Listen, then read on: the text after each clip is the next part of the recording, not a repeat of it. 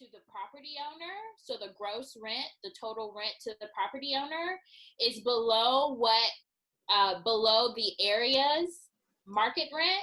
So they do a study to say, here at this property, our rents are considerably lower than the rents that can be generated at other properties in this area.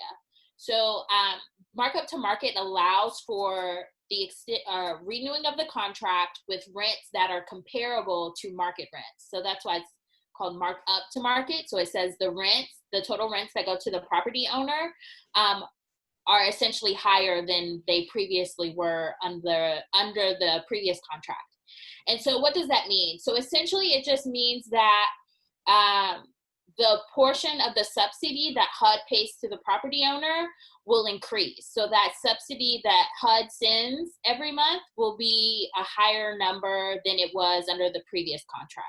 So it allows for the property owner to have more cash flow than under the previous contract. And so if there's more cash, if the owner has more money to use to cover operation costs or capital costs, then it decreases the amount of debt that the property owner has to take out to address issues like maintenance issues and other capital issues.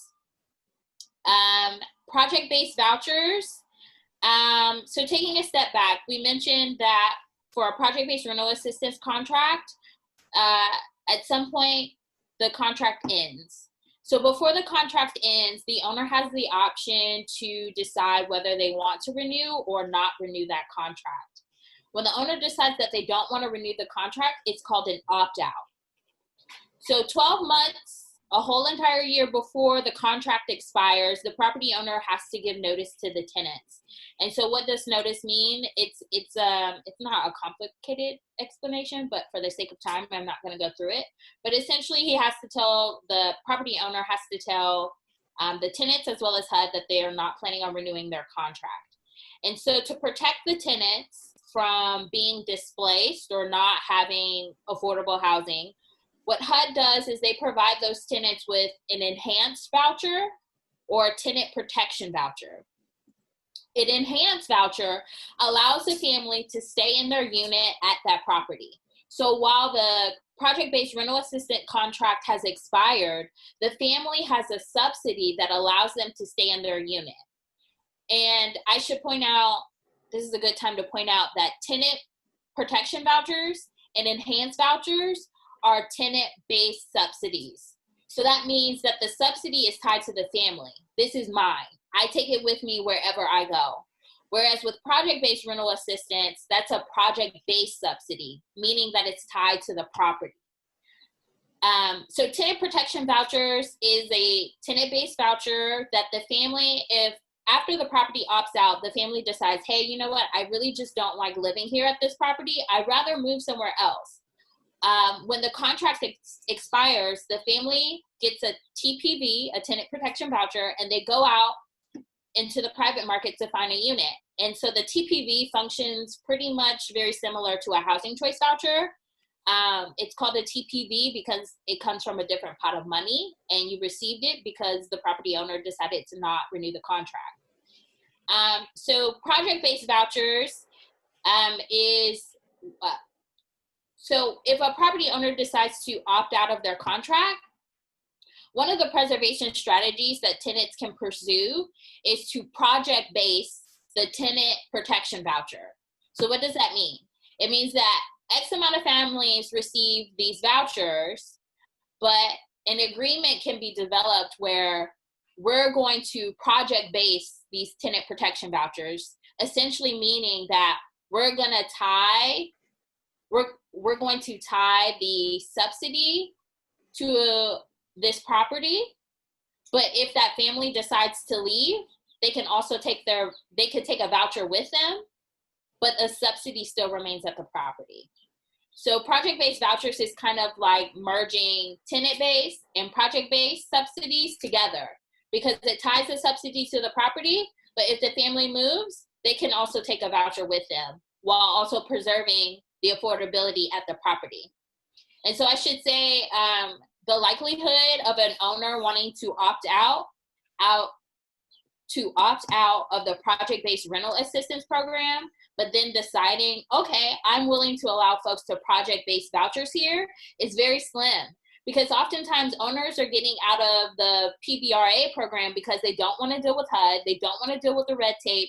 They might just want to have market rate tenants, because when they go to sell the property, they're selling the property with less obligations to the new owner. And that could be attractive and help them to sell the property for higher costs. So I say all of that to say, project-based vouchers is a strategy to preserve the subsidy at a property, but it's typically a usually big ask of an owner after they've decided to opt out. And then, sorry, you didn't ask about this, David, but the only other thing I would mention that folks may have heard during the accountability session yesterday is this thing called an 8BB transfer. So an 8BB transfer is where at this property, there's a project-based rental assistance contract, and for some reason, we decide we don't want to keep the project-based rental assistance at this property. And so we decide to transfer it to another property. So essentially, it's taking the project-based Section 8 subsidy at this building and transferring it to this building. So that's a very simplified explanation. It's a lot, the process to do the transferring is way more complicated than that, but essentially that's what it is. Yeah, that's. And I'll shut up there. And if I don't think I need to present, I'm just here to help facilitate, answer questions. Okay, well, I was actually going to ask if you did want to present, this would be the time to do it, but everybody should look in the, we sometimes forget to tell people look in the chat. Bridget has put in the chat a link to markup to further description of markup to market as a method of renewing project-based rental assistance.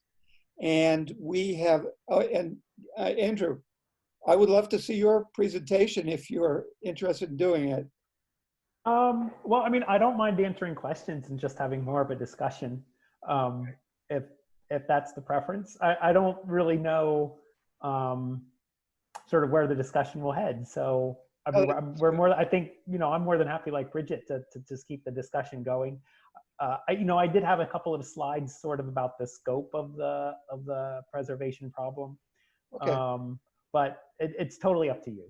All right. As time goes along, if you see a couple of those slides that you'd like to show, that'd be great. I see that there's a question from Gary Shelton. Gary, it's a kind of a long question. Could you just unmute yourself and maybe ask the question?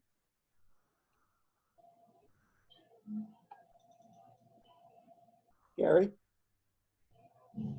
from Long Beach.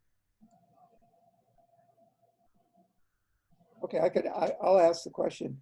In Long Beach, at my building, Plymouth West Apartments, they had about 20 residents paying $850 to $1,025 monthly rents under the tax credit program. They were given the option of paying those rents or leaving.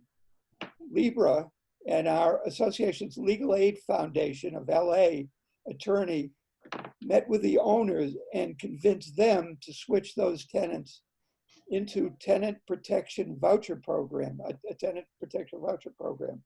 And that was put in place beginning in May of this year for the 20 tenants in the building, which was a success. That's a great example of what I was saying about one of the weaknesses of the tax credit program, where it has to be coupled with other type of assistance. If your income is below a certain level, you need an additional form of assistance to afford those tax credit rents.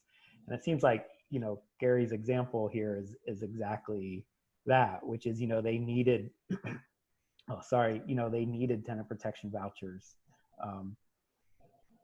for those units. And, I don't know, it'd be great to hear if those particular owners needed if they willingly did that or if they needed some form of, persuasion and convincing to do that. And if so, sort of how that played out would be interesting.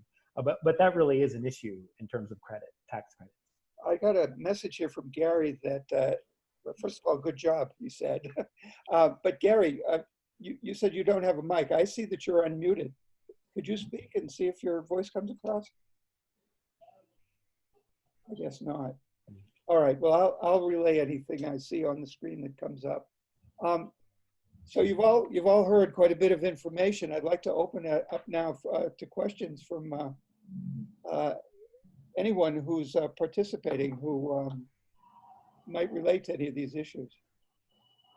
Yes, can I speak on it? This is Karina Bowler calling from Minneapolis, Minnesota. Sure. Go ahead. Hey, how are you guys? How are you today? Good. Good. That's good. So yes, I live in Minneapolis, Minnesota, and I am one of the tenant leaders for Madison Tenant Association. And so our building is now tax credit.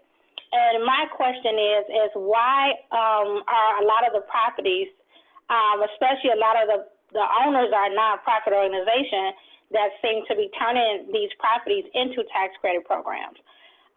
So my question is down the line, I feel like these tax credit program systems will harm people more than doing good, because we know that the tax credit program is an IRS program.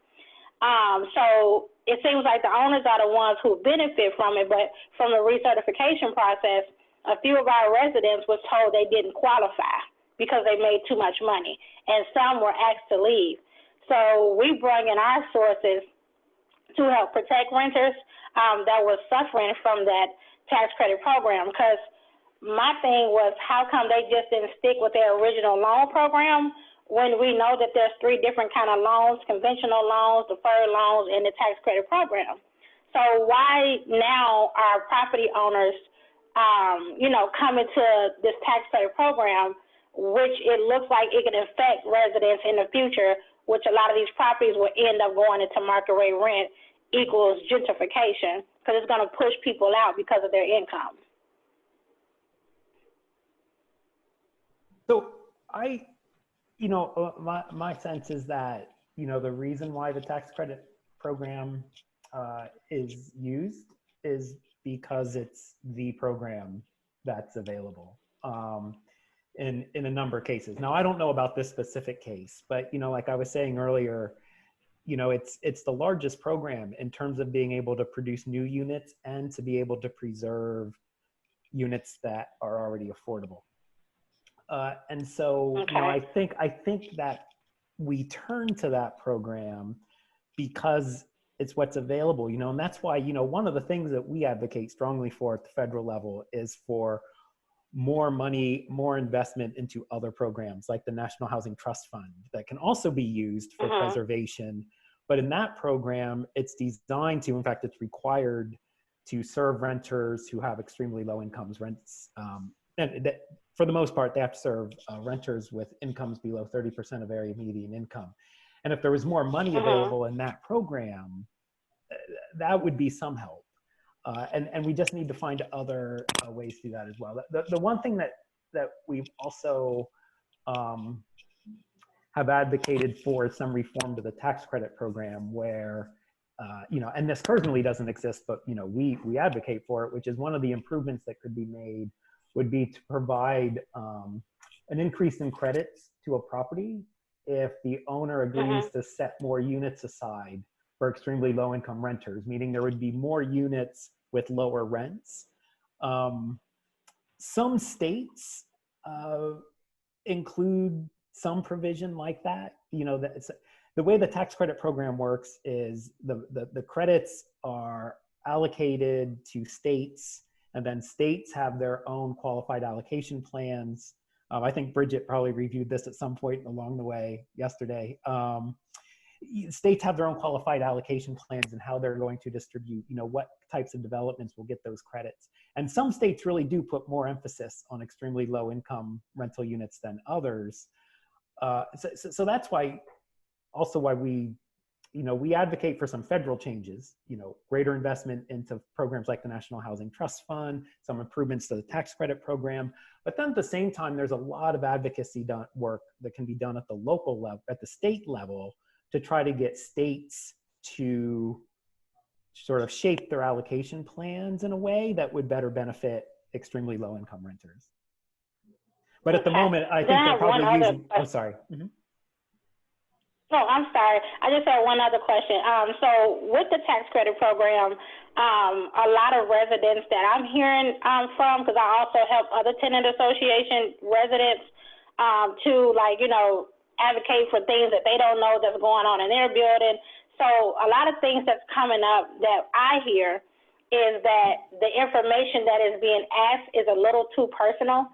So one part of the recertification that a lot of families and mothers and single parents and elderly are questioning, why do we have to keep continuing to give people that we don't even know that might not be working at the property for 6 months our bank information? And so it wanted bank information for all the residents on the tax credit program. It also asked about child support payments, whether or not they receive child support payments, but when a regular conventional HUD recertification, it doesn't ask that. So why is the IRS program, which is the tax credit LIHTC program, questioning more personal information, for this tax credit program? Like, why is it that it's asking so much personal information?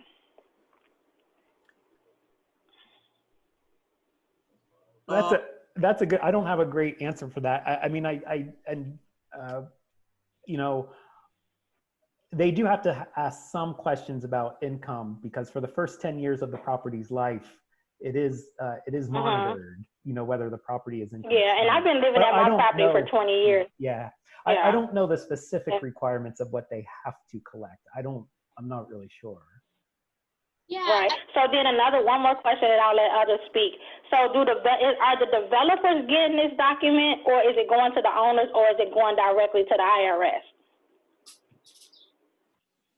So I don't believe the developers are receiving your information. So what's likely happening is that tenant files are being created, and so they're in the leasing office or whatever office that management is working out of, and it's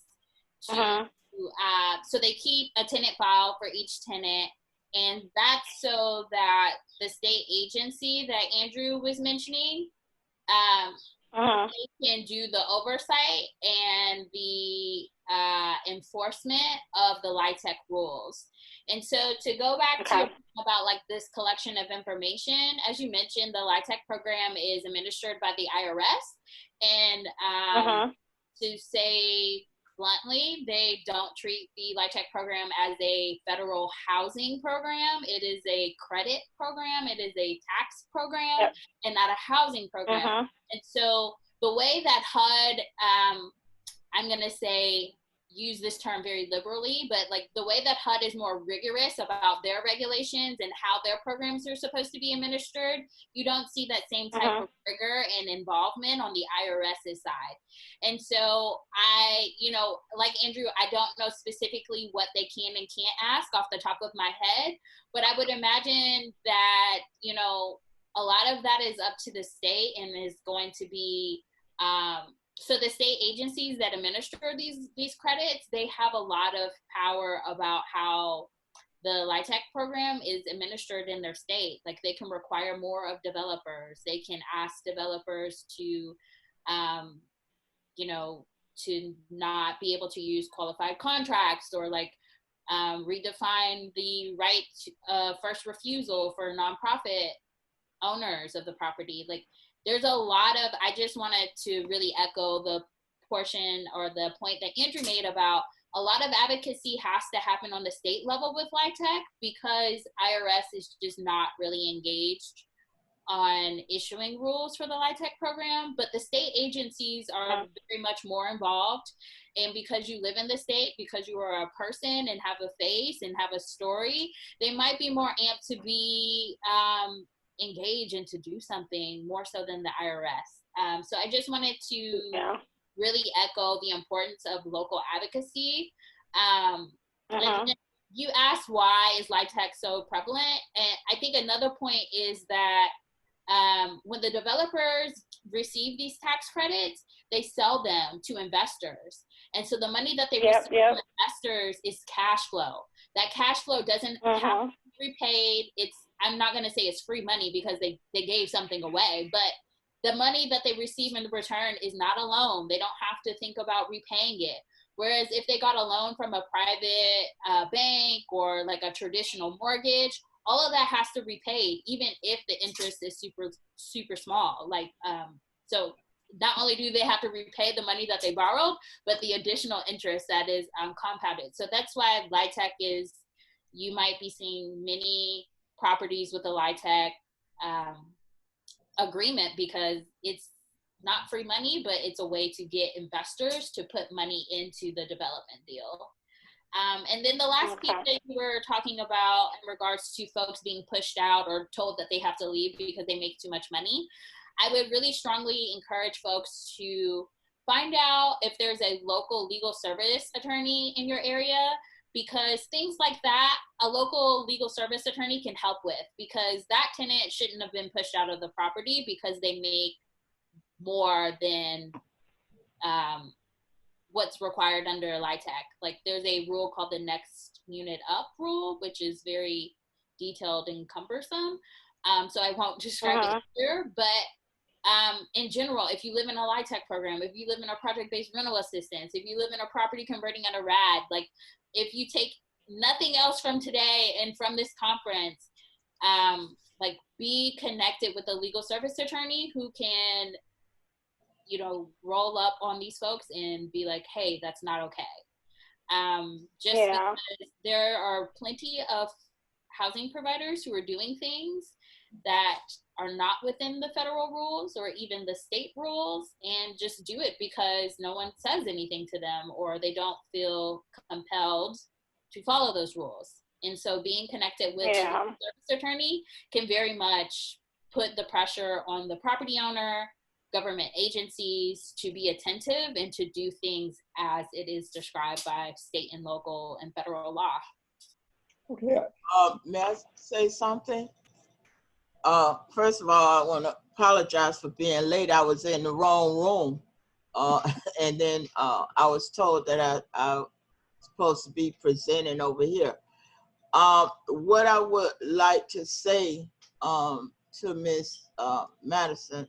Valerie, before you talk, why don't you let people know who you are and what you do? Okay, my name is Valerie Bashan. I'm in Sarasota, Florida. I'm president of our council and also a board member.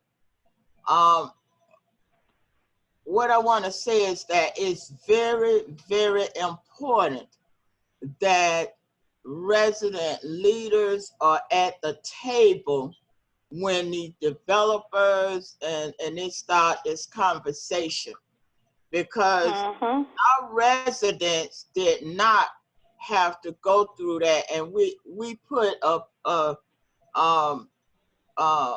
we put in that contract, if you will, that wherein our residents will not have to be rescreened, and they could not hold anything against them, past criminal record or what have you. Now, they weren't to commit anything going forward, and so the developers get the people to buy in, got tax credit. They usually last 15 years or what have you. But it's so important that residents, councils be involved. Now, that will put pressure on them because they don't want to, they want to do it the way they want to do it. And so HUD used to have in the rules about, you know, the safety net for residents, wherein residents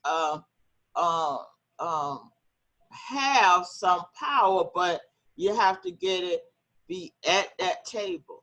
Now, housing authority, because on one of our properties that have turned to RAD, the housing authority is the landlord.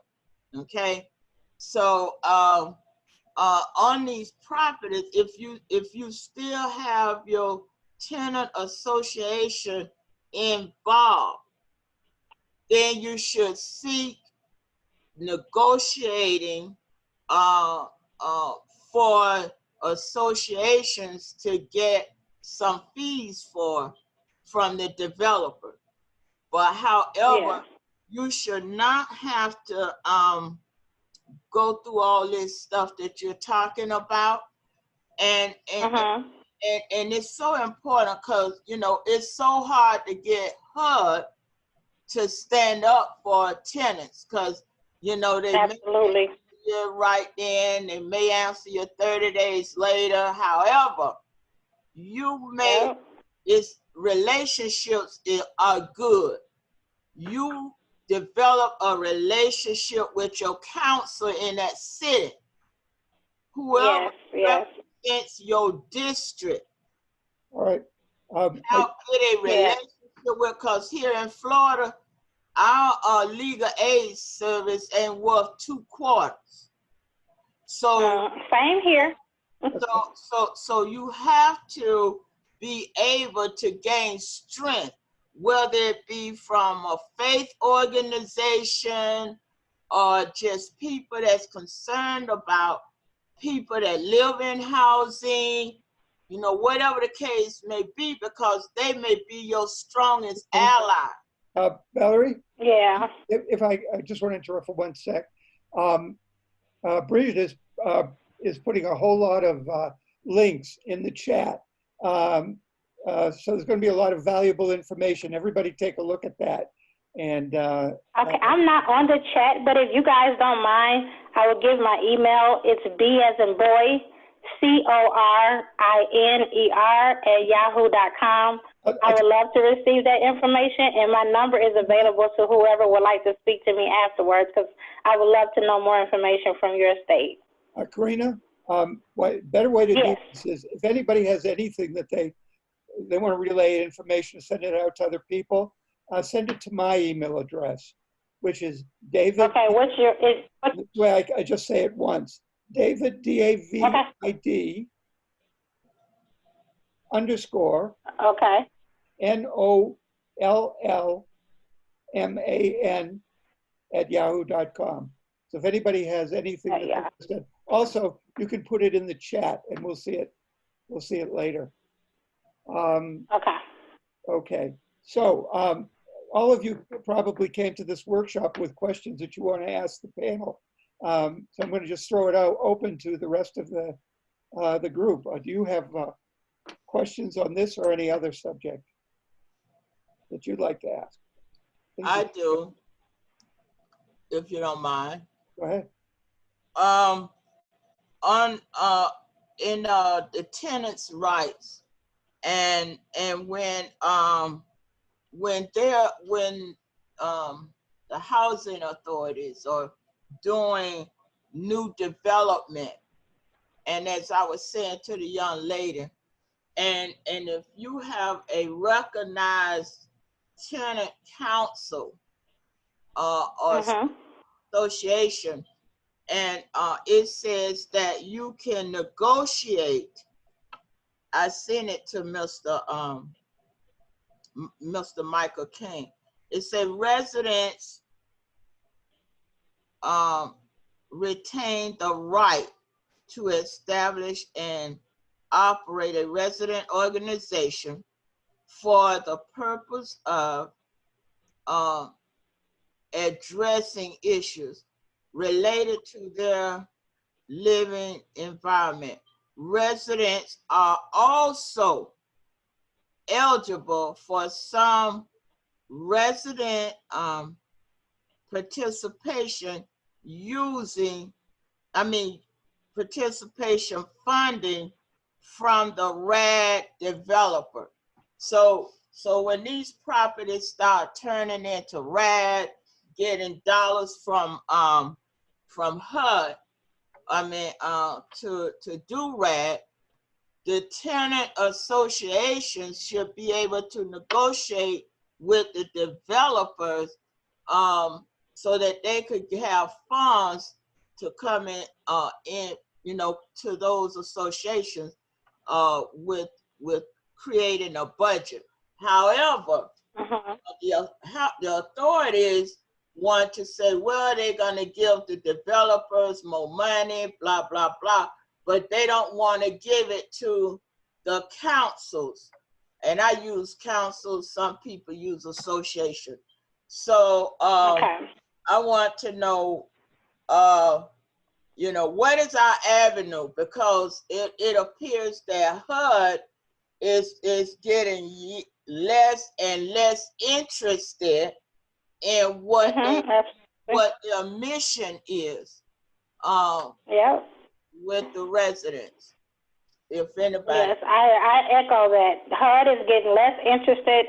They're not interested in our problems.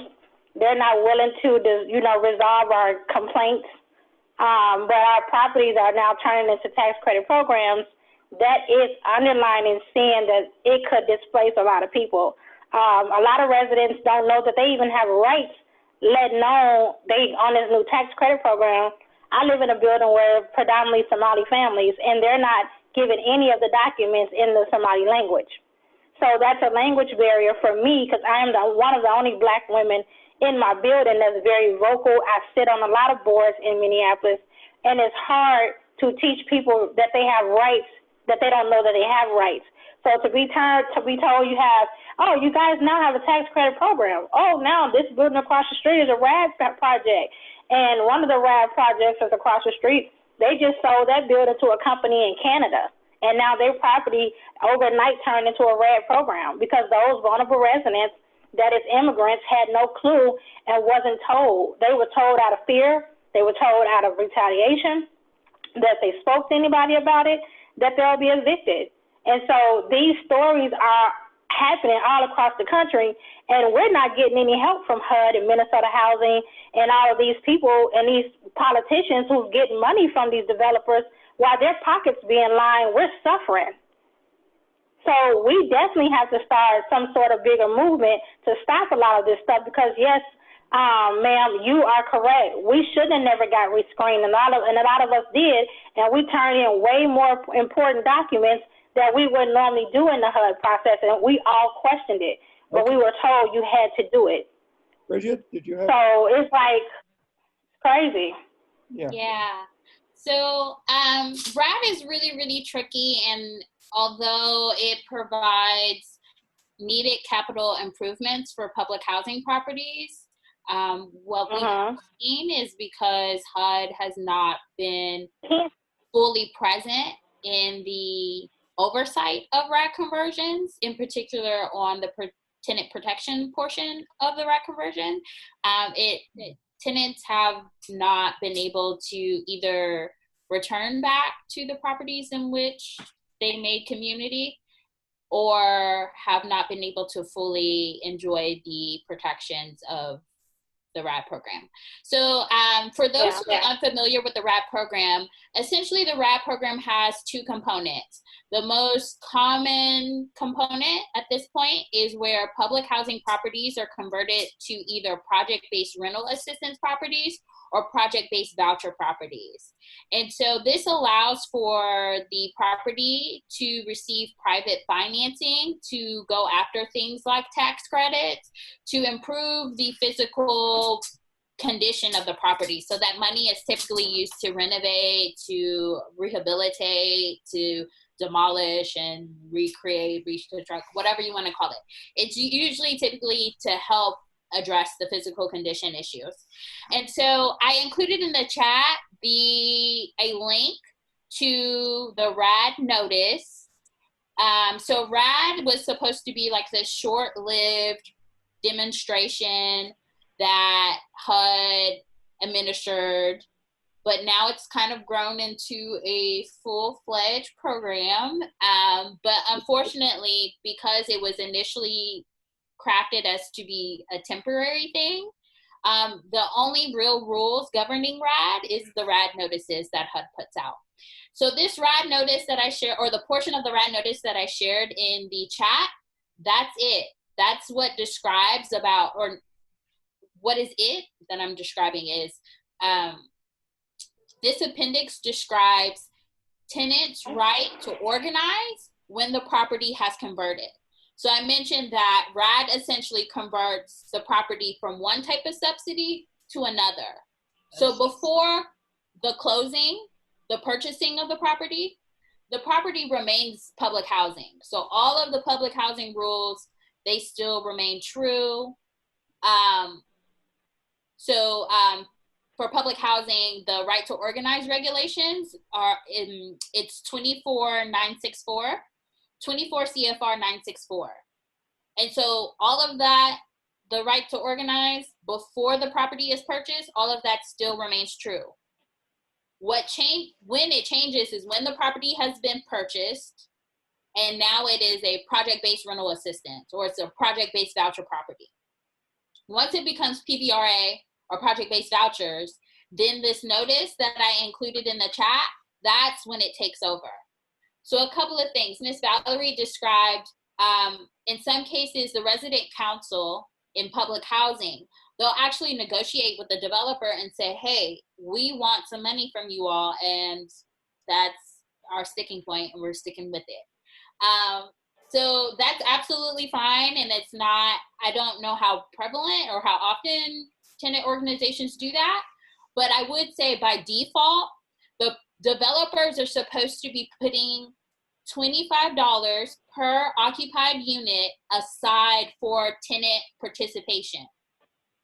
So that means for every public housing resident that occupies a unit in the new converted RAD property, the developer is already supposed to be putting that money aside. So what I would say is, wow, it's not happening here. when we think about the differences between a RAD PBRA and a regular PBRA, like that's the starkest difference, is that the owner in a RAD PBRA must be putting money aside for that resident organization. Whereas in a regular PBRA, the owner doesn't have to fund the tenant organization, and oftentimes they don't. And oftentimes that resident organization at the regular property, at the regular PBRA property, has to do their own fundraising. So the funding mechanism is the biggest sticking point for properties that are converted. And so I'll go back to my initial point of this is where it's really helpful to be connected with folks that know the law. And so I'm hearing that, legal organization or legal service organizations have not been as helpful as they potentially could be for some of you all.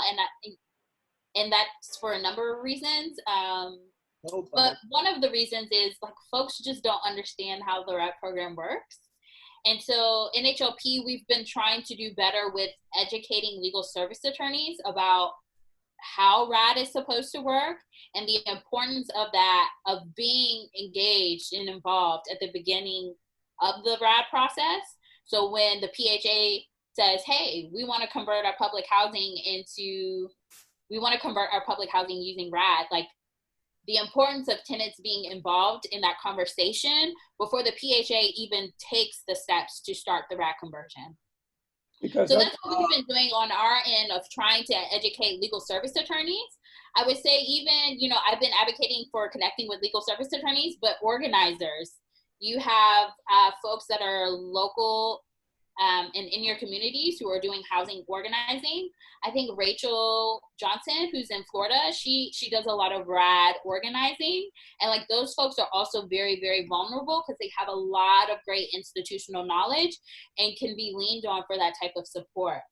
And so in addition to educating legal service attorneys, we're trying to do a better job of connecting organizers and legal service attorneys because change is really a multi-pronged approach. So someone's got to be able to be over here saying, that's not the law, we'll sue you. Someone else has to be like, we've got to push and change the policy and do better. Like advocacy is a multifaceted approach. And so we're trying to do better of connecting folks with information and then with each other. I want to be sure that we've got about a half an hour left. And I just want to be sure if there must be other people who are involved in this workshop who have been faced with buildings that have run out of their contract, who may have other issues that they'd like to talk about. Does anybody want to join in and let us know? You're all good?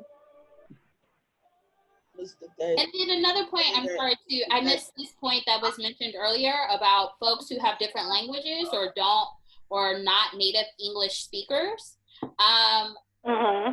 PHAs, HUD, and private owners have a federal obligation to provide important documents to those residents in a language in which they understand.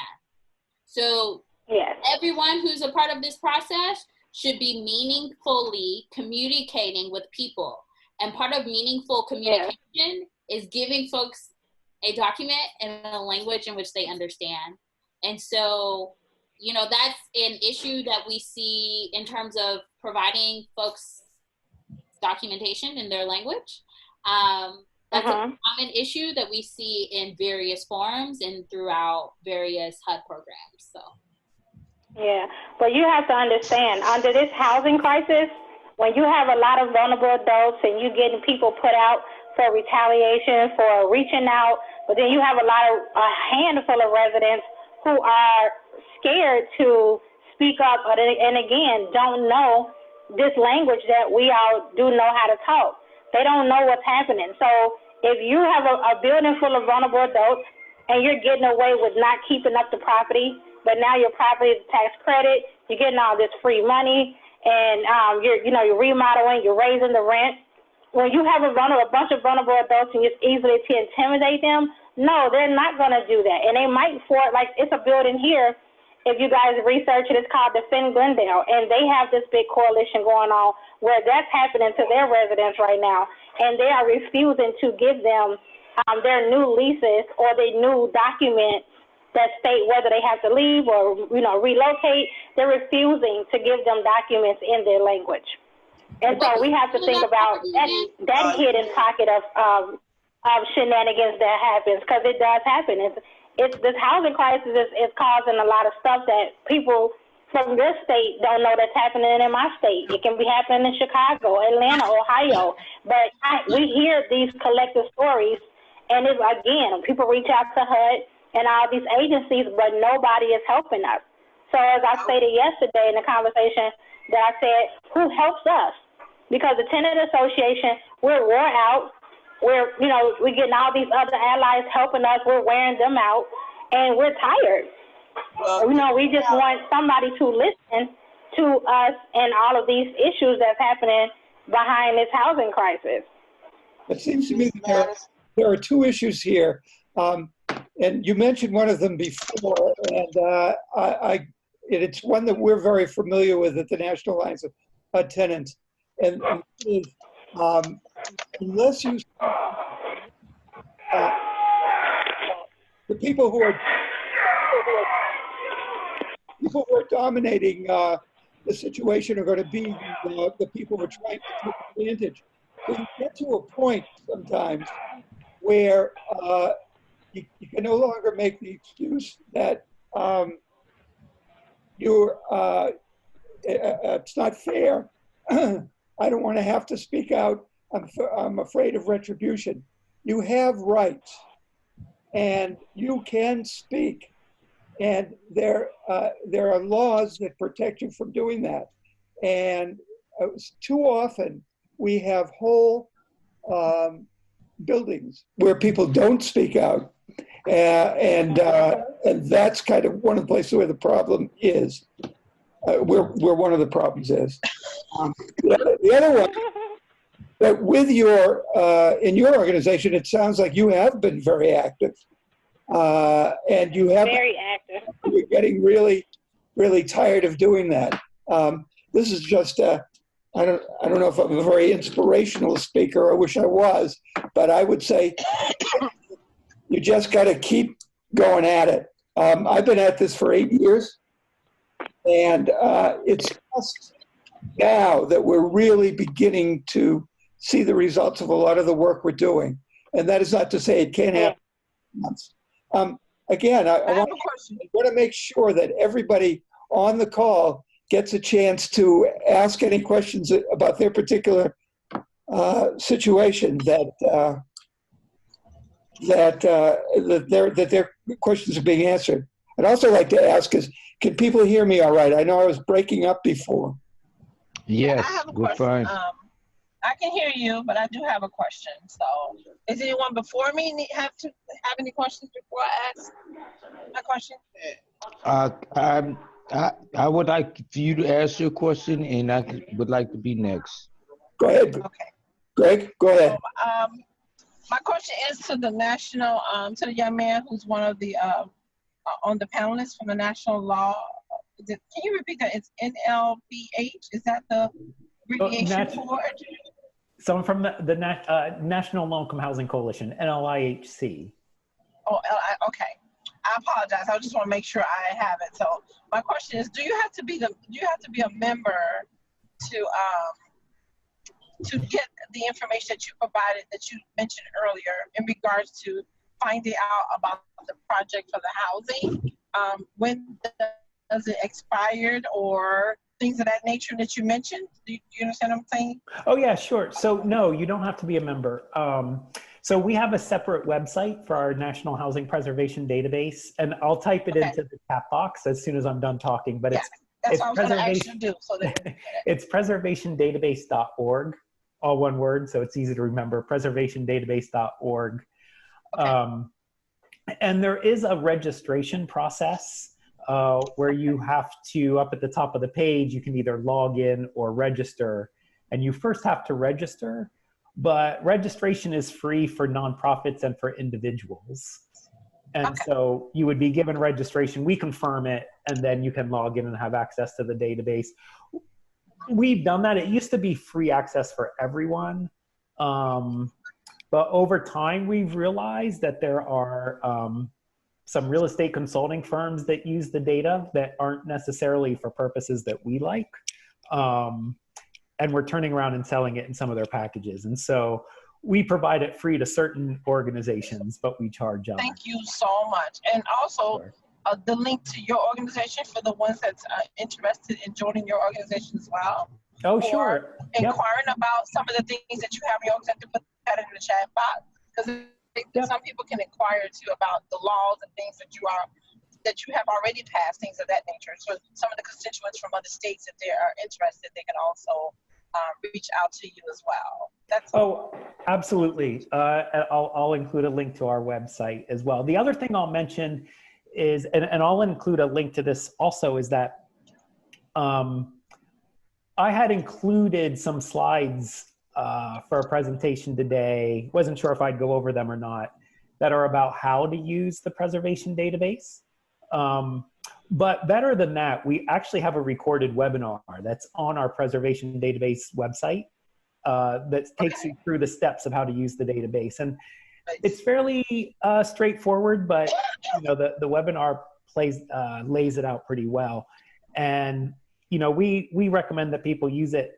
Well, people use it for a variety of reasons, but some municipalities use it to get a better understanding of what properties are coming up in terms of what are going to be properties at risk in the future. Other people use it to identify what specific subsidies are attached to a project, because that determines some of the rules that owners have to operate by.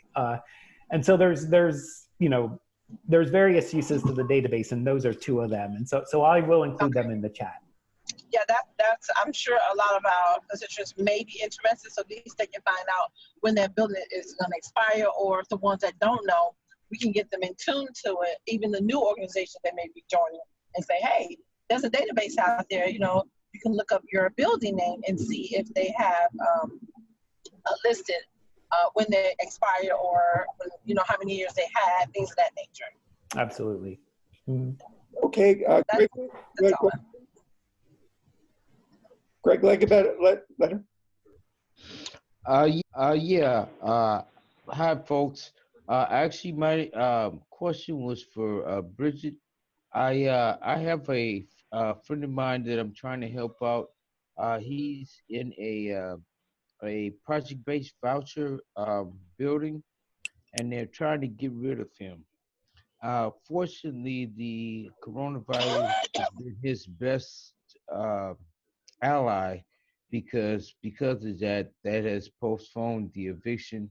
Uh, and I'm hoping that the legislature that's being posted um, up in Washington might help him out a little bit more. But my question is, the reason that they're trying to get rid of him is because his neighbor is really harassing him a lot. So they're going back and forth. It's like Family Feud. Is he eligible for a um, tenant-based voucher? Or I'm sorry, I'm tenant protection voucher. I'm taking notes and they all scribbled all over the place. Yeah. Uh, So I should say that project basing a tenant protection voucher is a strategy, but there is a program called project based vouchers, which is where the public housing authority, they take their housing choice vouchers and they project base them. They tie it to a particular property. So if your friend is living at a regular project-based voucher property and decides to move, then the friend should receive a voucher to allow the move. However, I believe if the friend is evicted, then they would not receive a voucher to move because so his best option is decide to move before the eviction proceedings move forward. So your friend has a couple of options. Once again, would say I'm not barred to practice in California, so I cannot provide legal advice. Okay. But what I can do is provide like context of the law. And so I would echo what I've been saying before. Your friend should definitely seek a legal service attorney and get plugged in with the legal service attorney. So Bay Area Legal, I know that they've been doing a lot of support around evictions, and I'm assuming this friend is in San Francisco, and in Correct. San Francisco they have a right to counsel whenever someone comes up before an eviction court. So strongly encourage your friend to have an attorney and have them look over the any notice or proposal of an eviction. But your friend can decide to move and take their voucher and move, which is probably going to be difficult in San Francisco. Your friend can have the attorney do some advocacy with the property owner to see if there can be a resolution. Mm-hmm. Or your friend could take it to eviction court and perhaps win. Yeah, management wants him out, so we're gonna have to use the other three options. Hey, thank you, Bridget, and thank you for your time and being on with us. I see that Gary has put in information. Not Gary. Andrew has put in information about the database that he talked about before, the preservation database. So you all might want to look at chat for that. Again, I want to get in as many questions as I can. So we're coming down to the end of our time. So if you have any questions that have not already been asked and answered, speak now or forever hold your peace. David. Yeah. I want to say that I encourage associations to reach out outside to faith-based and other organizations for their strength, because nobody legal aid, not here in Sarasota. I don't know what they're talking about by other states. Maybe up north they're better. But we have had champions and with such as the UU Church, the Unitarian Universalist Church, and then we sought out some retired attorneys to help in in our endeavors, and also we are reaching out to some civil rights attorneys, because when it comes down to our rights, like this negotiation with, about developer fees, developers have never paid $25, and I reached out to National Low Income Housing, and I ain't got no help yet. But the housing authority pay those $25, $15, because they keep $10. And we've never gotten any fees from developers, but the HUD regulations say we can't do a negotiation. And so that's what we are going after, and we're going to seek an attorney, because clearly none of you all have the answers as to how do we, get that. We've reached out to HUD. HUD do not respond back in a timely manner. You have complaints, you go to HUD or write HUD, and and they just prolong it. So everybody's scratching everybody's back, and we have to make sure that that we are at the table, because if we are not at the table, we certainly will be on the menu. And you have to just keep it and document. Right. It's the key. When you meet with them, whatever they tell you, but you have to keep the HUD document in your face. HUD don't even abide by its own rules and regulations. So absolutely, we really have no allies but ourselves. So it's strength in numbers. Get the voice out there, and it got to be somebody where you live that you can reach out to. You just got to seek them out. That's the key. That's the key to organizing, is their strength in numbers. Two words. So you go individually to an owner or to HUD and so on. You get nothing. Go with 10 people. Yeah. Those 10 people are going to make a difference. Okay. Unless anybody has anything they're pressing to ask, and at the end of every session, we would like to have everybody to fill out an online questionnaire. Really easy to get to. If you look in chat, I just put a link into it. So if you just click on the link from me to everyone, or from David Nolan to everyone, it says, "Thank you for joining us today," and then it has a link. We'd like to have you fill out the questionnaire about this workshop. I don't have anything to add, but I wrote a letter yesterday that I wanted to say today, and I can be really brief if you don't mind.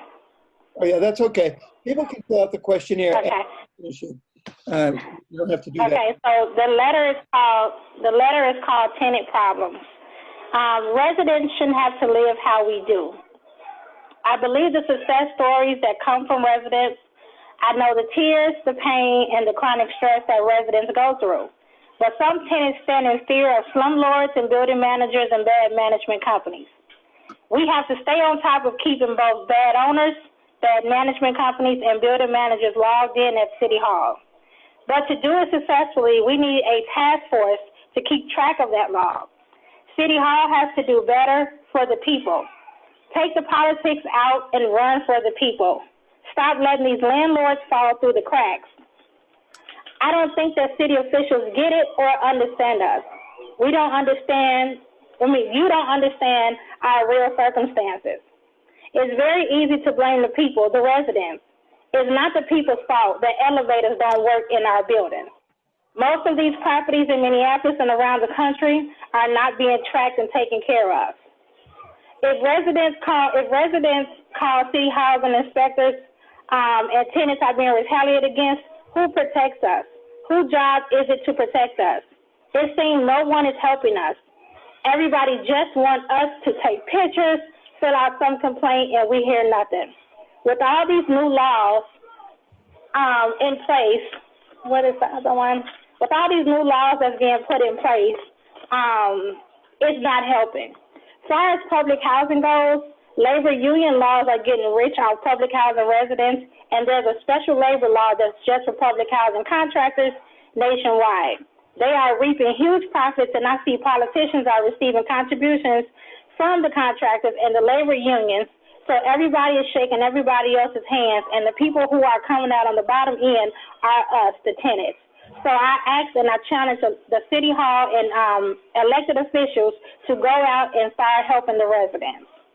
So then it's a lot more, but it's too long. So, but that's what I wrote yesterday. Raina, thank you. You've done a great service. You've been a great panelist, as have all the other panelists. Andrew, Bridget, Yolanda. 1 second. Hello. Hi. I'm from Charmel Shore, New York, Roosevelt Island. I agree extremely with the last speaker. I've been trying and trying. It's not about HUD. It's not about New York City Housing, NYCHA. It's about our electoral officials. They're doing a shitty job, and we need to start protesting, and we need new leadership. It's as simple as that. We really need to get on them because they're horrible. Okay, they forget where they come from, and when they forget where they come from, they forget when they forget where they come from, they forget the people who put them in office. Thank you. Well, absolutely. Okay, so now I just want to encourage people, because we only have 4 minutes left. We really, in order to make this these workshops work for next year, we need to get your critique of it. So if you will all go online now, if you haven't already, and click the link that I put in there for the workshop evaluation form, we would love to have you to fill it out. Thank you all very much. I hope I didn't leave anybody out on the thank you. You're more than welcome. Thanks for having me. Great job. And thank you for facilitating as well. This was very educational, very informative. Thank you. You are more than welcome. I have a question, David, before you close out. Yeah. Before you close out, give us a chance to download some of the information which is in our chat room. Oh yeah, no, for the conference, so that way we'll be able to have it, unless you're gonna put it on the website. I'm not sure. How would you handle that? Like, give us, like, when you close out in the next three and a half minutes, yeah. Will you leave some of the, like, a couple of minutes up so that some of the ones that would like to receive the information that was listed in chat, we can still be able to get that? I'll leave the chat room open, and so you'll be able to do that. I wanted to make sure that everybody, the most important thing was to get everybody to be able to speak. I actually have a real quick question for Bridget. If someone opts for what they're called the mobile vouchers, what's the delta between what apartments, somebody leaves an apartment and they have a mobile voucher, what's the delta in general, or can you even say this, or the difference between what they were paying in their affordable apartment to maybe another affordable apartment? Is that a problem in terms of how much money you get towards your monthly rent? So for the Housing Choice Voucher Program, how a tenant's portion of the rent is calculated is the question that I'm hearing. So in project-based rental assistance, your rent is based off of the higher of 10% of your gross income, 30% of your adjusted income, either the portion of, if you receive welfare, the portion of the welfare assistance that's dedicated for housing, or an individual would pay minimum rent. And so minimum rent currently in project-based rental assistance properties, I believe, is at $25. So for Housing Choice Voucher Program, how rent is calculated is very similar, but there is a key difference. So just like in project-based rental assistance, it's the higher of those 4 things I just listed. Typically, folks pay 30% of their monthly adjusted income. Same thing for the voucher program, except in the voucher program, there's this thing called the payment standard. And the payment standard is the highest amount of money that the housing authority is willing to pay for a unit that is a particular size. So for the sake of conversation, I'm just gonna say 2-bedroom unit, but PHAs have a payment standard for units that are 2 in efficiency. So they have different payment standards for different sizes of units. So the payment standard, as I mentioned, is the highest amount of money that that particular housing authority will pay for a specific unit. And so how they determine what a tenant's portion of the rent is, the 30% of adjusted monthly income, the tenant will always be responsible for unless they're paying minimum rent. If they're paying 30% of their monthly adjusted income, what the housing authority will do is say, okay, you found this unit. It costs this amount of money to rent this unit plus pay utilities. They subtract the gross amount of rent for the private market unit. They subtract the payment standard from the gross amount of for the cost of the unit. They look at the payment standard and they say, is the gross amount for the unit more than the payment standard? If the answer to that question is no, the total amount to rent the unit plus utilities is less than the payment standard, then the tenant is just gonna pay their 30% of the adjusted income. So it'll be very similar to a project-based rental assistance portion of the rent. However, if the PHA looks at the gross amount for the unit and compares it to the payment standard, and they say, hey, the payment standard is actually smaller than the cost to rent the unit, the housing authority will then say, what's the difference between those two numbers? And the difference between those two numbers, the tenant is now responsible for paying. So in addition to paying their 30% of adjusted monthly income, they also have to pay the difference between the payment standard and the gross amount and the total amount of money to rent the unit. So in that sense, typically voucher families pay more than 30% of their monthly adjusted income because market rents, the private owner in a housing choice voucher program, they're just charging market rent. And when someone charges market rent, they just get to decide to pick there's a lot of thought that, for some owners, there's a lot of thought that goes into it. But generally, market rent is high. It's just high. And so typically, housing choice voucher families are paying more than a family in project-based rental assistance. And so I would say there is a limitation in the voucher program that when I'm going to a unit to lease it with my voucher for the first time, my monthly contribution, it's capped at 40% of my monthly adjusted income. So I can't, I said that the family is going to be responsible for the difference in the payment standard and the gross rent, but the housing authority will only allow you to pay up to 40% of your monthly adjusted income when you are first leasing up. So that's a very long answer. I think the simple answer is typically housing choice voucher families are paying more than project-based rental assistance families. Thank you. Good answer. All right. So I'm going to leave this open. Raise your hand if you didn't have enough time to fill out your voucher. I got vouchers on the brain. If you didn't have time to